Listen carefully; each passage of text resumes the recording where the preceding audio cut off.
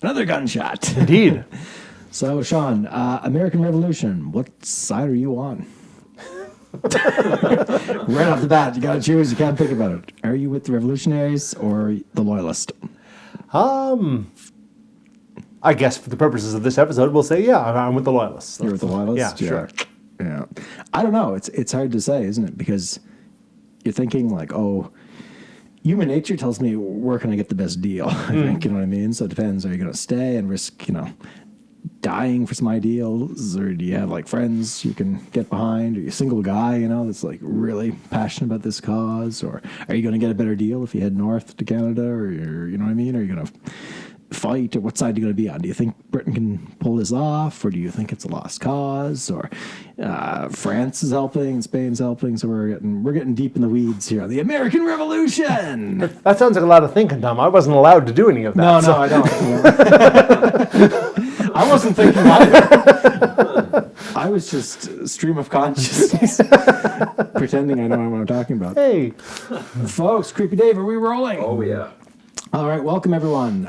This is episode 8? Right, episode 8, yeah. Episode 8 of Tell Me a Story. I am sketchy old Tom Daly here with the doctor. Old man McCurdy. Old man McCarthy. He's more than just an old man. He is the doctor of history, Sean McCarthy. How you doing, Sean? Oh, the very best, yeah. Happy to be here. It's an interesting story. I didn't know a lot about Ichabod Beckwith before we did the research ahead of this one. No. Yeah. So we're going to talk about this guy from our hometown. His name is Ichabod Beckwith, which is a great name to right off the top, isn't it? Ichabod. Yeah. You don't meet many fellows named Ichabod. It's true. Anymore. But yeah, that was his name, Ichabod Beckwith. He was an American fellow, born in Connecticut. Yep. And caught up in that American Revolution. Yeah, as a matter of fact. Yeah. And what side was he on? That's what we're going to talk about here today. So yeah, he was a loyalist and a fairly young guy. If I, born in 1761, so he's only a really kind of a late teenager when all of this stuff is kind of going on. So swept up in a big war, and joins the Loyal American Legion in 1781. So just 20 years old. And serves under a certain general that is very well known to history. Oh, yeah. So this general, folks, if there's anybody in the United States watching us, welcome. We're going to talk about your favorite American today, Benedict Arnold. There you go, yeah. Benedict Arnold. Now, even up here, we know about Benedict Arnold. And what is it, Sean, they say? He's like number 3 on the list of most hated people. It's like Judas Iscariot. Brutus. Brutus from Julius Caesar, and Benedict Arnold. Yeah, the greatest traitors in history, for sure. Yeah. Right. And again, between you and I think Brutus is kind of, he's slipping. I don't think he's slipping. I don't think as many people know about Brutus anymore as I don't think so either. they used to. So that silver medal might be going to Benedict Arnold here. I think so. And with growing secularization, I mean, Judas is probably not in the very... Come on, Judas needs another good graphic novel, doesn't it? No, that is a good graphic novel. The Phantom Stranger maybe can step in here and take over. Yep. That's a topic for another day. I'd love to talk about Judas long form. Oh, yeah. That's coming, folks. Yeah, we're going to talk about Judas. There's a lot of Judases in this town, let me tell you. But back to what we're here to talk about today. So, a good friend of Benedict Arnold, served under Benedict Arnold. And I think we'll get to that. Actually, corresponded with the man in later years. I didn't know before we started this, before I started doing some research here, that Benedict Arnold came to live in New Brunswick for a very brief time after the war. Yeah, he did. Yeah, no, it's interesting, and I remember reading somewhere that you don't even think about this, but we were really close to becoming part of the American colonies at that time. And another guy from that time period, Benjamin Franklin, actually owned some land. You ever hear this? He owned some land in Nova Scotia. Oh, I didn't know that. No, I don't know if it's like, again, Nova Scotia back then was the whole thing, wasn't it? It was Nova Scotia, New Brunswick. It was all... So I don't know if it's in what's today New Brunswick or what's today Nova Scotia, but he definitely owned a big old chunk of land back in those days. And I know some historians think like, oh yeah, if they had tried like a little bit harder, they could have maybe won over Nova Scotia to join their cause at that time. But Which makes sense. New Scotland, Nova Scotia, that they're going to be, Scottish-English relations always haven't been the best, and we're not too far removed from some battles fought over there between England and Scotland, are we? That's true. All right. So just to backtrack a little bit. Sure. For me, I didn't know anything about like when this American racket started, the American Revolution, because again, if you haven't figured out, we're from Canada. But 1773, at the end of that year, was the Boston Tea Party. That's right. And in my mind, I was thinking it started then. I thought, like, okay, why, you bastards, you threw out our tea. We're going to war. I thought it was something like that. I literally thought that, okay, the Boston Tea Party is what started the American Revolution, but that wasn't the case at all. It was just... just a step kind of in the road, right? Yeah. So you're not really getting, things started until, what, 76? Yep. That's the year, that's it. That you hear about when all All right, so back to old Benedict Arnold. He starts out, he's one of the boys at one point, isn't he? But and I mean, known really as, I've read different places, probably the most tactically proficient general in the entire Continental Forces, really leads an invasion into Quebec, and is wounded, is seen regardless of, what he does in terms of kind of turning on his people, regardless of that, is seen as probably one of the most daring and, fearless generals in ever at that point, or the American colonies have produced. So under other circumstances may have been remembered much differently than what he is today, but kind of got in his own way, was kind of we often talk about, you and I, small and petty man, saw other people advanced ahead of him, so didn't like that. So that's what did it, because I don't even know what was it like that made him flip, I guess was the thing. Again, I'm no expert in American history for sure, but I think that was a part of it, that people were kind of advanced ahead of him, and there were some kind of personality clashes there. That Wow. So yeah, that's interesting. So there you go. The politics started then. I guess so. Yeah, for sure. That's really cool. All right. So Benedict Arnold, is he also from Connecticut, or did I imagine that? Where's he from? He's. That's a good question. I don't know right offhand. To be I honest don't with either. you. But if I had to like roll a dice and bet, I think he might be from Connecticut as well. I might have heard that somewhere. So anybody in the States that wants to challenge this, go right ahead. But Benedict Arnold and Ichabod Beckwith, were they best friends? We don't know, but they were. He definitely served underneath. Arnold's Volunteers was the name. I remember we had a whole list, didn't we? You found that, I think. You sent it to me. And Ichabod Beckwith was right at the top, so we assume he was like a sergeant in his... he was. At least a sergeant, yeah. So I think... Yeah, so there was General Arnold and Colonel Frink, I think. Colonel Nathan Frink was General Arnold's aide-de-camp, so kind of his assistant. And then... Sergeant Beckwith served directly under Colonel Frink.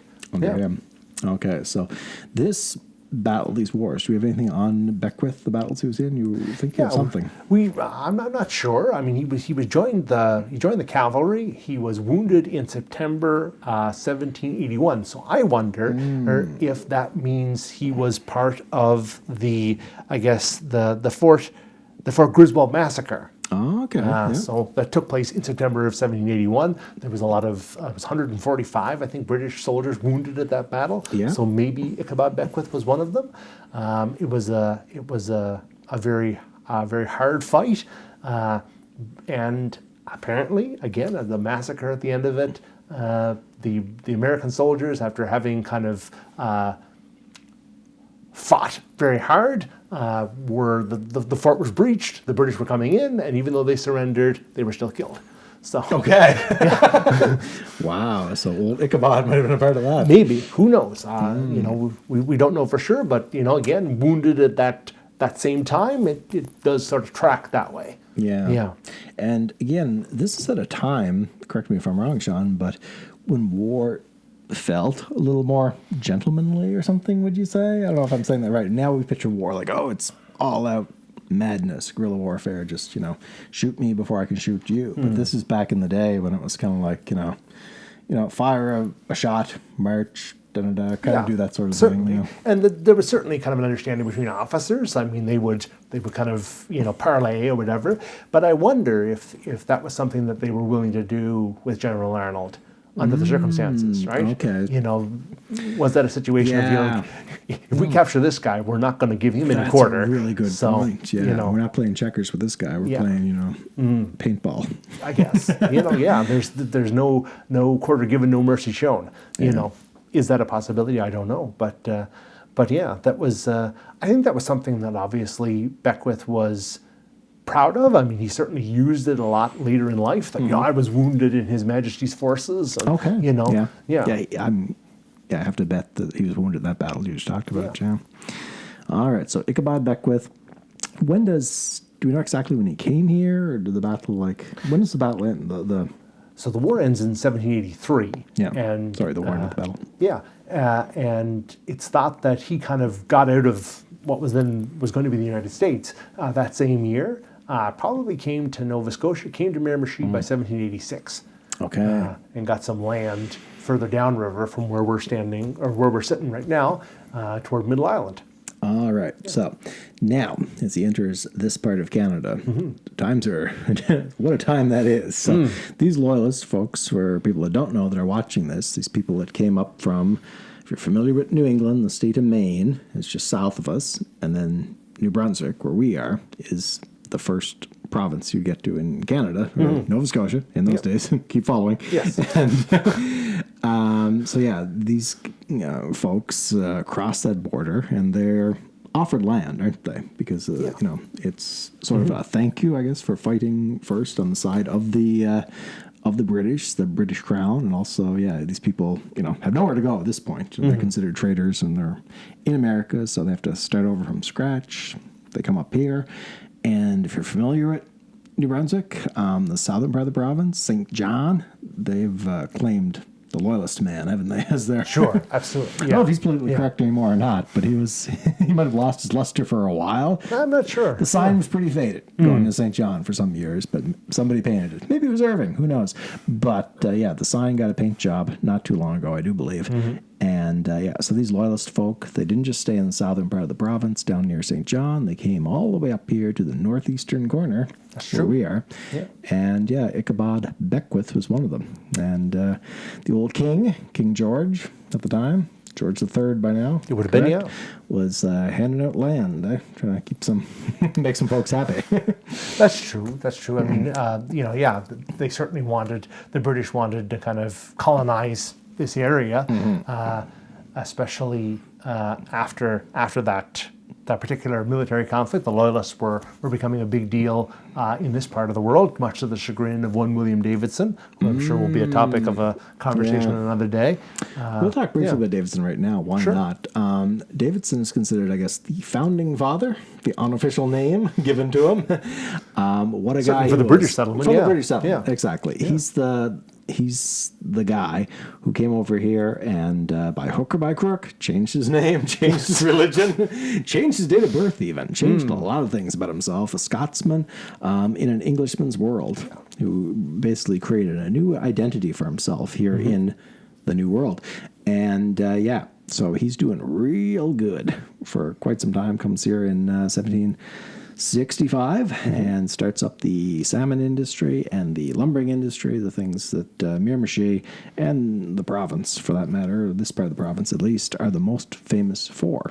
So he's doing real good, but then eventually these Loyalists start showing up, and I guess I never thought about it until now, but these Loyalists that are showing up, they're not just straight up refugees, they're coming, these are battle hardened men in a lot of ways. Sure, These are guys that, and they're probably, hey, we gave up a lot, for the empire. Yeah. So what are you going to do for us type thing, you know what I mean? And certainly have, because they've lived in other colonies, have ideas about how this colony should be run. How it should be right? run, yeah. And you can argue even, Davidson is fresh off the boat in, roughly 1765, we can say.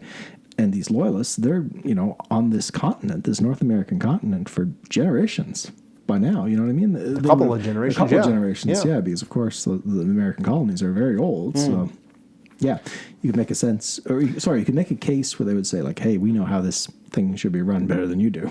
Well, and Davidson's not really interested in administration anyway, right? No, I mean, he's much no. more interested in, commerce and Yeah. shipping out fish and lumber, right? Yeah. So, yeah.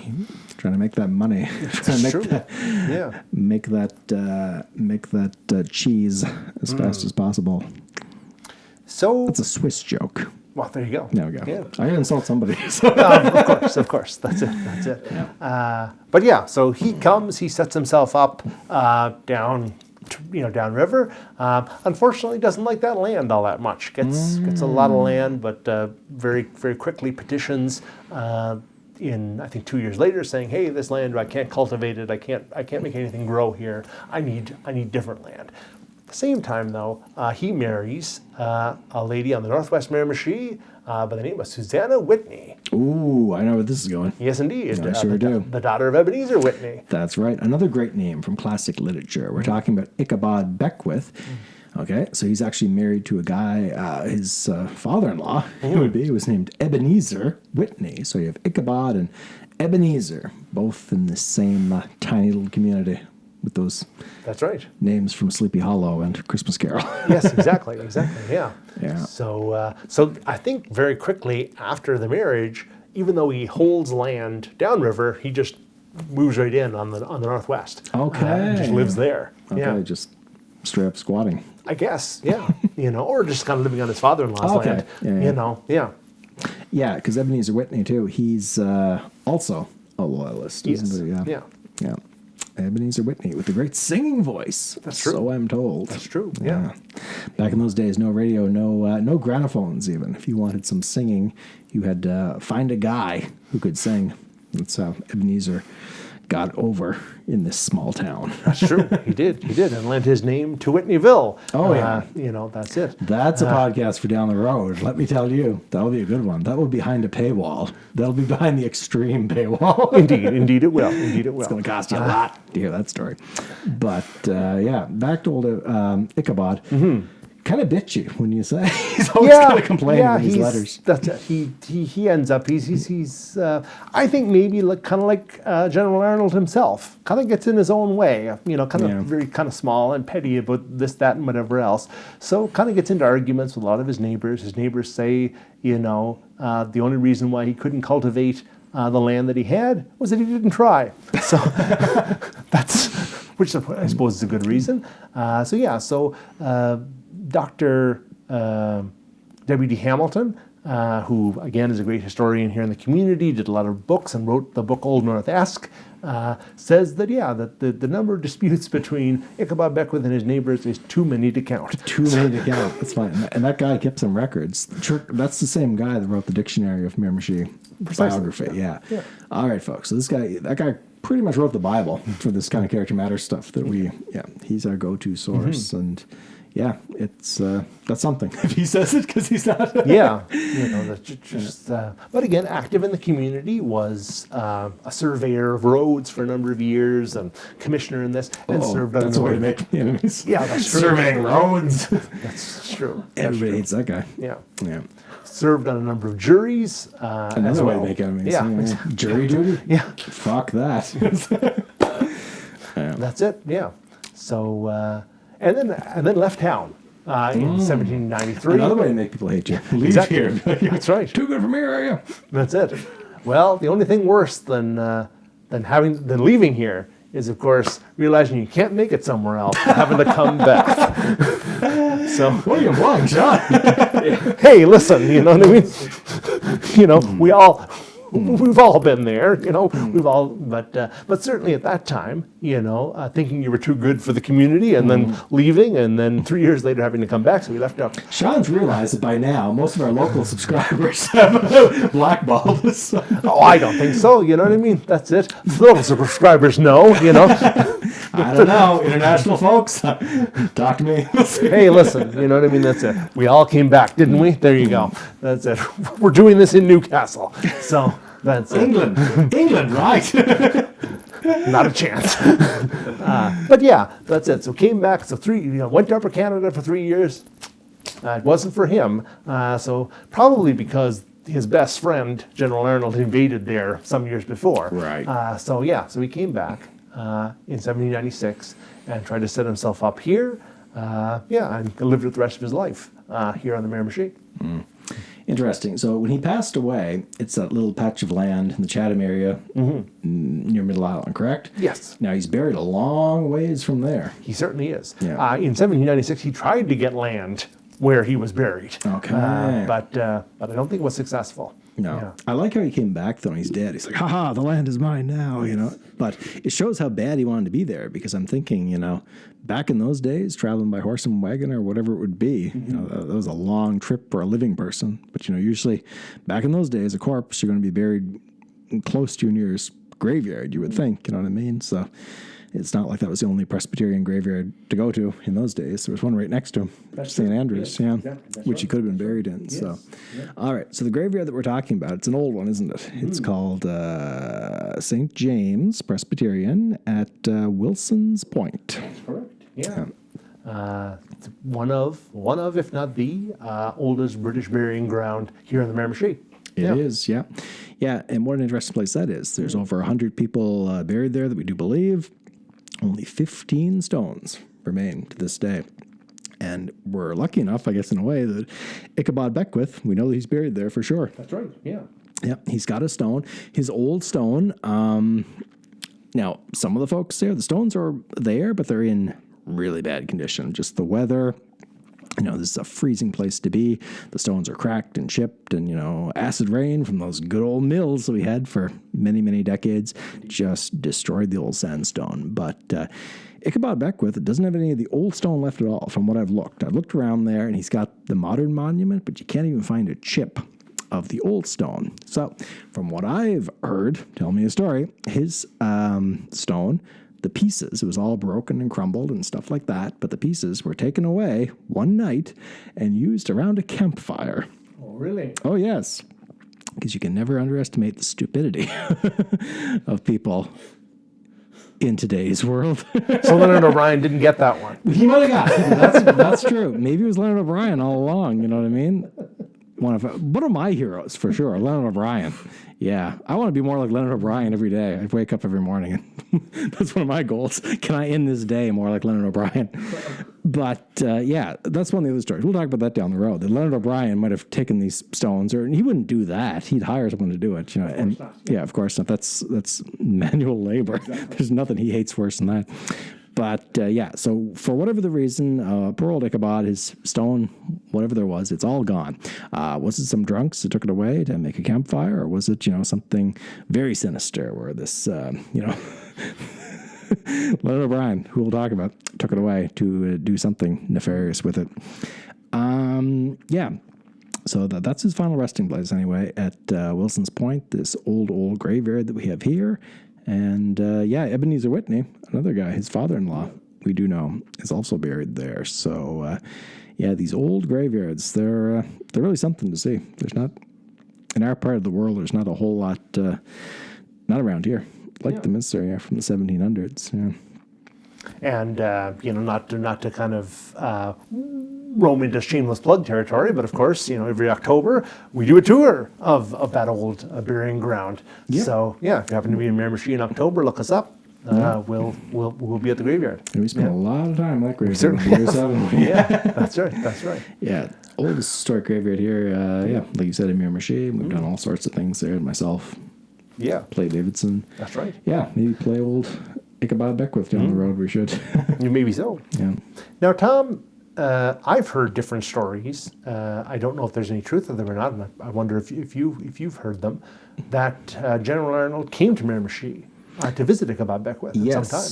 I've heard that. I've never found it like in print anywhere. Maybe it wasn't broadcast far and wide. But I'd heard that also, that Benedict Arnold came up here and visited Ichabod Beckwith from time to time, because they were close enough friends that it was worth checking in on, type thing. And like you said, he did have some land in the province, so it would make sense if he actually wanted to visit some of his closer allies from that time. Yeah, because Benedict Arnold, he winds up in England at the end, does he not? He does. Yeah. So yeah. I wonder if maybe it was kept hush-hush because, I mean, even after Davidson, Davidson does lose a fair bit of his land when the Loyalists come, but is still the major landowner here in the community and has some pretty close ties to the Americans. That's true. In afterwards. So you wonder if maybe he kind of kept it hush-hush because, of that. Maybe so. You never know. Somebody's out shaking in those woods. Yeah. That's it. Davidson's brother-in-law is an American, Revolutionary War soldier, maybe an officer. Okay. I think I heard that before. We talked about this. Davidson, they were playing both sides, weren't they? I think so, yeah. That's typical Davidson behavior because his wife, they were loyalists, weren't they? They were. Yeah. No, his wife. His wife's family were sympathetic with the rebels. Okay, interesting. Interesting. But Davidson himself wasn't fond of the Loyalists because they got the land and stuff. Yeah, that'll create some tension around the old Christmas table, won't it? I'm sure it would. Yeah. I think they may have even left. I think her family may have left New Brunswick and gone in the opposite direction. Okay. And gone down, toward the United States after the war. Right. Yeah, because I think her sister definitely married an American soldier. Was, as I say, Davidson's brother-in-law. Yeah. All right. Yeah. So I wonder if that might have been why General Arnold coming up here, just sort of did it on the QT with his good friend. Yeah, that could make sense for sure. All right, folks. We covered a lot of land with this one. A lot of American territories, didn't we? The old, what a strange time that was. That was so, because again, that revolution, the American Revolution, we never learned about this in school, did we? Not really, no. No, but it did affect, of course, Canada as well, and and for years to come, the after effects and all of the tensions and stuff like that. Absolutely, yeah. So cool story, folks. If any of you are visiting this Miramichi area where we live, Ichabod Beckwith, check out his grave. It's at Wilson's Point, an old graveyard, which is definitely haunted. It's very haunted. No question. Yeah. Named, after John Wilson. There are two John Wilsons, obviously, and the first one was a New Jersey Loyalist himself with a tavern right there at the point. So, that's right. Yeah. From Joyzy. Yeah, exactly. Yeah. Captured by the Americans once in the American Revolution, and then once again during the War of 1812. Okay. Yeah. Now down the road, there's potential there to do a very, very deep dive on that little part of the world. But folks, thank you very much for listening.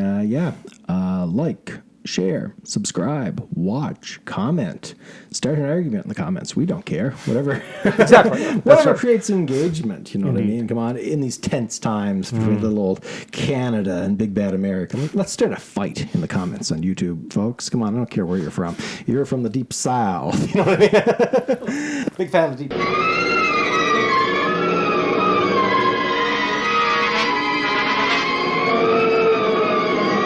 The UFOs are back from episode 3. You saw a big blip there. It was UFO's fault. That's it. They're Justin back. Trudeau's fault or Trump's fault. Blame anyone. We don't care.